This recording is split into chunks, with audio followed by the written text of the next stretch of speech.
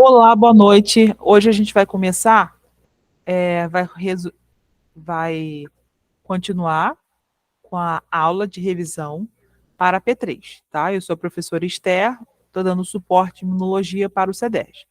Vou compartilhar com vocês a tela. Esse resumo que eu vou falar agora é um resumo voltado para a P1. E isso eu acredito que vai ajudar vocês a refrescar a memória, porque a P1 já faz bastante tempo, tá bom? Qualquer dúvida, vocês entrem em contato comigo que eu vou explicar.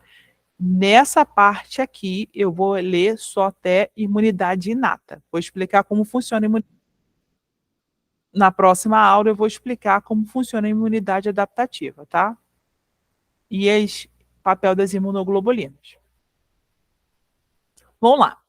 O que é imunidade inata? Imunidade inata são barreiras e elementos celulares e moleculares que passam a compor o mecanismo de resposta imune. A resposta imune inata tem início logo que o organismo é invadido, sendo sua primeira linha de defesa. Ou seja, logo assim que o nosso corpo. Boa noite, Andresa. Logo assim que o nosso corpo entra em contato com qualquer patógeno, ele inicia a imunidade inata.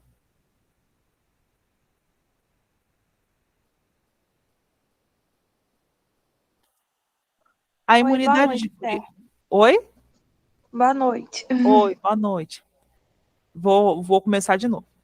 Imunidade inata é um sistema de defesa que nós temos, principalmente que a gente recebe, ou a gente nasce com ela, ou a gente nasce com ela porque a gente recebeu da nossa mãe durante a gestação. Pelo cordão umbilical, as mães vão compartilhando algumas células e estruturas de defesa do seu corpo com o filho, passando nutrientes, células de defesa, e vai ativando e ensinando aquele corpo a se defender se depois que ele nascer, ele entrar em contato com algum patógeno, tá? Isso é imunidade inata. Imunidade adquirida é o conjunto de reações que passam a compor a resposta imune quando aumenta no organismo a proliferação de linfócitos B e T. De que forma? Quando a gente nasce, a gente começa a interagir com o meio ambiente e a gente começa a ter células de defesa próprias. Primeiro a gente consegue, por exemplo, quando a nossa mãe nos amamenta, quando a criança tem a oportunidade de ser amamentada, ela continua compartilhando as células de defesa com a mãe durante o período da amamentação. Por isso que dizem que a criança deve amamentar, a mãe deve amamentar a criança pelo maior tempo possível. Eu sei que nem sempre dá para amamentar até 2 anos, porque às vezes o leite seca, ou às vezes a mãe tem algum problema e não pode amamentar a criança. Por exemplo, a minha irmã, quando nasceu, minha mãe teve uma série de problemas e ela não pode amamentar minha irmã. Mas, em compensação, quando eu nasci, depois da minha irmã, né, eu sou a filha caçula, eu mamei até 3 anos e pouco, porque minha mãe não tinha nenhum problema que impedisse ela de me amamentar. Então, eu acabei, a minha saúde, eu tenho alguns problemas alérgicos, mas por outros motivos. É porque minha mãe fumava enquanto me amamentava. Então, acabou desencadeando alguns sistemas alérgicos em mim. Mas, em compensação, eu raramente fico doente. Provavelmente por esse motivo. Porque eu mamei por muito tempo, minhas células de defesa são bem ativadas. Então, quando a criança amamenta, ela desenvolve uma série de reações que fortalece a produção de células de defesa. Então, quando a criança toma vacina, essas células aprendem como identificar um vírus e podem produzir um antígeno para destruir esse vírus, se caso ele entrar em contato. Por isso que é importante toda criança se vacinar dentro do calendário de vacinação, porque pelo menos quando ela não amamentar, se ela não amamentar, o corpo dela vai ficar forte o suficiente para combater qualquer patógeno. Porque, infelizmente, não tem como os médicos saberem, nem a própria mãe saber, se ela vai produzir leite na quantidade suficiente. Então, é importante que as crianças estejam, mesmo que as mães tenham sido vacinadas, aqueles linfócitos dela não passa totalmente para a criança. Então, por isso que a própria criança precisa ser vacinada para desenvolver a sua própria imunidade, ou seja, para adquirir imunidade. Defensinas, proteínas que possuam atividade antimicrobiana, sendo consideradas como antibiótico natural. Essa proteína possui uma estrutura em folha beta, que é capaz de se inserir na membrana lipídica e seus agressores. Cada uma das células que a gente conhece até agora, pelo menos que eu conheço até agora, possui uma parte lipídica, que é uma parte de proteção externa. Então, essas defensinas são produtos químicos que o nosso corpo produz e que vai ser dissolvida, elas acabam se dissolvendo na parede lipídica desse patógeno para destruir esse patógeno. Quando a gente toma antibiótico, a função do antibiótico é atuar como defensina, é destruir a camada de gordura que protege a bactéria para destruir ela. Sem o antibiótico, que é beta-lactâmico, essas coisas todas que vocês devem ter estudado em microbiologia. Sem o antibiótico, o nosso corpo sozinho tem muita dificuldade para destruir uma bactéria, mas ainda assim, existem bactérias que são mais fortes que outras. Então, o nosso intestino, por exemplo, tem um grupo de bactérias que ajudam no processo de fixação de vitaminas. Essas bactérias, quando a gente toma antibiótico, a gente acaba matando essas bactérias. Então, a fixação de vitamina fica um pouco mais fraca. E às vezes o antibiótico, a própria bactéria do nosso intestino, que é mais resistente, ela produz uma defensina para matar uma bactéria menos resistente, tá? Isso pode acontecer de forma artificial, mas também pode acontecer de forma natural, de acordo com a especificidade do nosso sistema imune. Imunidade inata, mais especificamente. Os macrófagos e neutrófilos são células de imunidade inata. Na superfície dessas células estão presentes receptores para o padrão de reconhecimento chamado de PRRs. As PRRs reconhecem padrões moleculares presentes em micro-organismos e ausentes em eucariotos. Ó, a nossa célula é célula eucariótica. Tem membrana, citoplasma e núcleo. Célula procariótica não tem núcleo e elas precisam de uma camada a mais, chamada de parede celular, e essas paredes celulares, elas são reconhecidas por esses PRS, tá? Como o nosso corpo sabe que as células animais não têm essa parede celular, ela não ativa a PRS. A PRS só se ativa na presença de qualquer patógeno ou de qualquer ser que possua parede celular, porque ela sabe que não é um ser animal e que pode causar doenças. Esses padrões moleculares são chamados de PAMPs e são reconhecidos pelos PRS dos macrófagos e neutrófilos.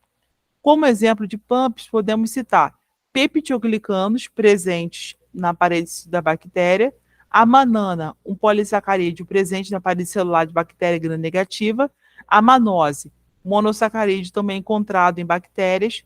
Esses padrões PAMPs são conhecidos como estranhos pelas células de imunidade, ou seja, eles reconhecem essa substância. Peraí, o que é isso que está entrando no meu corpo aqui? Eu não conheço, não é da minha família, não é meu. Então, eu vou destruir, tá? A principal função desses PREs é esse: reconhecer o padrão de reconhecer que não existe, que esse padrão aqui não é o padrão identificado pelos seres humanos, então ele deve destruir. Esses padrões moleculares são chamados. Ah, já falei isso.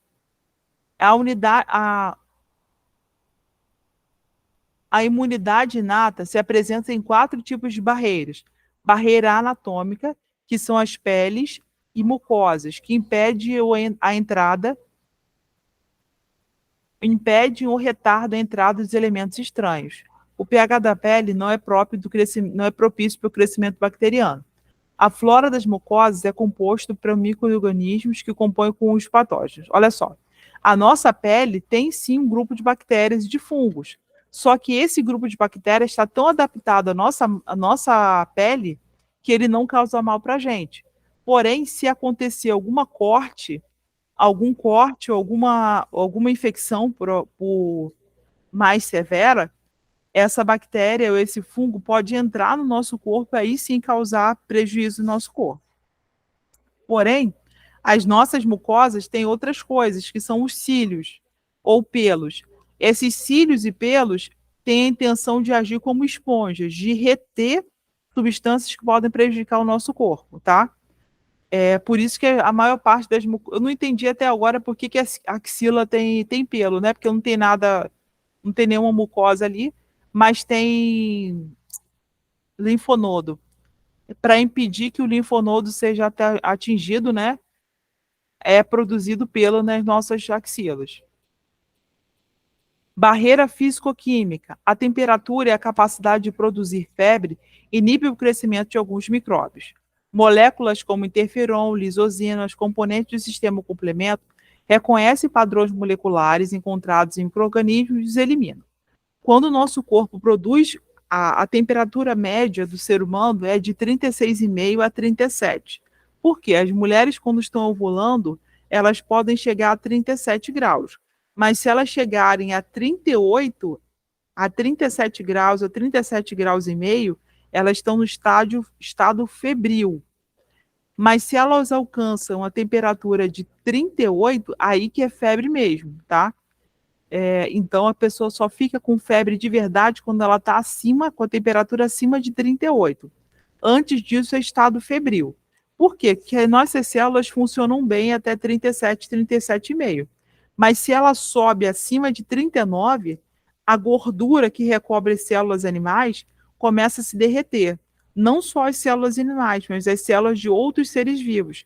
Então essa célula, essa proteína dessas células começa a se degradar e ela pode morrer. Mas isso é como se você estivesse jogando uma bomba para matar uma barata. Eu lembro que eu vi um vídeo, né, que muito engraçado, que é do começo dos anos 2000, acho que foi em 2010, 2008, eu não lembro. Só sei que tinha um monte de barata na casa de um homem, né? Isso aconteceu nos Estados Unidos. E ele, para matar a barata, ele jogou uma bomba. Só que tinha vazamento de gás na casa dele e ele não sabia. Quando ele jogou a bomba para matar a casa da barata, explodiu o quintal dele todo. É o que acontece com o nosso corpo. Para desacelerar o nosso corpo, ele produz uma quantidade enorme de interferon. Isso tem um lado bom, que você mata as bactérias ou qualquer patógeno que está tentando predar seu corpo de fome, mas tem um lado ruim, que ele desacelera tanto as nossas células do corpo que a gente fica cansado.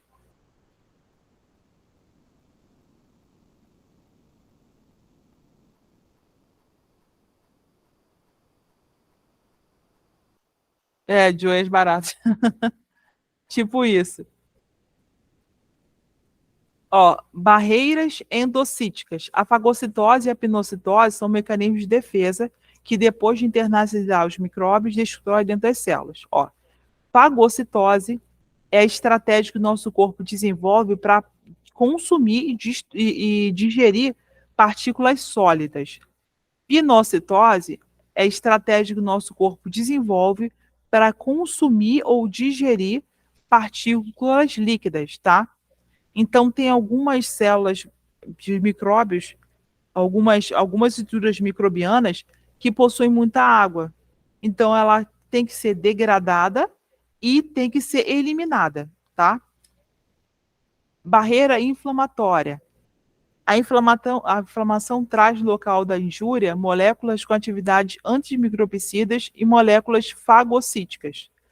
Quando a gente desenvolve uma inflamação em algum lugar do nosso corpo, o nosso corpo direciona para aquele local uma série de enzimas que vão iniciar uma cascata de reação para destruir as células que podem ser patogênicas. Tipo, quando a gente se corta com um determinado objeto, sei lá, você está andando no meio da rua, tropeça e percebe, por causa desse tropeço, você perde o tampo do dedo. Você perde um pedaço do dedo. Então, o nosso corpo começa a inchar o seu dedo. Para quê? Para encher de células de defesa e impedir que aquela sujeira que entrou em contato com o seu corpo consiga entrar na corrente sanguínea. Ele luta desesperadamente para te salvar o tempo todo. Então, depois de um tempo, começa a se produzir pus. Pus nada mais é do que várias células de defesa que estão lutando constantemente contra os patógenos e acabam morrendo. Durante essa morte dessas células, você pode. Tem algumas pessoas que dizem que tem que tirar o pus e tem gente que diz que tem que continuar. Eu sou do time que tira o pus, porque se a célula está morta ali, pode reiniciar, ela pode servir como meio de cultura para outros micróbios se desenvolverem. Então, se puder espremer aquele pus para tirar dali, a chance de existir um meio de cultura para que um outro patógeno se desenvolva é menor, tá? Da imunidade inata, você tem alguma dúvida, Andresa? Não, Esther, tá tranquilo. Tá. Eu vou parar por aqui, porque senão o vídeo vai ficar muito grande, vai ficar difícil de assistir depois, tá? Na Tá quarta-feira, tranquilo. eu vou continuar falando sobre imunidade adaptativa e vou passar mais questões sobre imunidade adaptativa, que podem cair nessa prova, tá bom? Esse tá no WhatsApp, né? Oi? Esse arquivo é aquele que tá no WhatsApp, né? Sim, tá no WhatsApp. Eu passei isso aí na primeira parte da disciplina, mas é bom revisar, porque faz uns 4 meses quase, então as pessoas podem ter esquecido. Eu estou revisando Tranquilo. esse conteúdo porque isso provavelmente vai cair na prova. Principalmente Essa, essa parte. Oi? a próxima aula vai ser na quarta, né? Isso, na quarta-feira. Semana passada choveu muito aqui em casa e a internet, depois que mudou essa operadora aí doida que eu estou usando, a internet desacelerou muito, porque antigamente era fibra ótica, caía canivete e a internet não caía. Mas agora qualquer ventinho gelado já para de funcionar. Na quarta-feira a gente também vai estudar sobre imunoglobolinas. Na semana que vem eu vou abordar hipersensibilidade, porque isso com certeza vai cair, e eu vou fazer um textinho parecido com esse aqui, que esse aqui não é de minha autoria, é da Isabel Titionelli. Tem coisa aqui que está desatualizado, porque esse texto aqui é bem antigo. Eu vou tentar atualizar algumas coisas e semana que vem a gente vai refazer, tá? Vai refazer na segunda e refazer na quarta, porque no sábado, daqui a 2 sábados, vai ser a nossa P3. Tá bom? Tá bom, tranquilo. Obrigada, tá, Esther? Conforme forem surgindo as dúvidas, você entra em contato que eu vou tentar explicar lá no grupo, o que vai ajudar os outros colegas também que não tinham pensado dessa forma, tá bom? Tá bom. Tá, tá bom, obrigada. Nada, boa noite. Boa noite, Esther. Fica com Deus. Fica com Deus. Tchau, tchau. Tchau.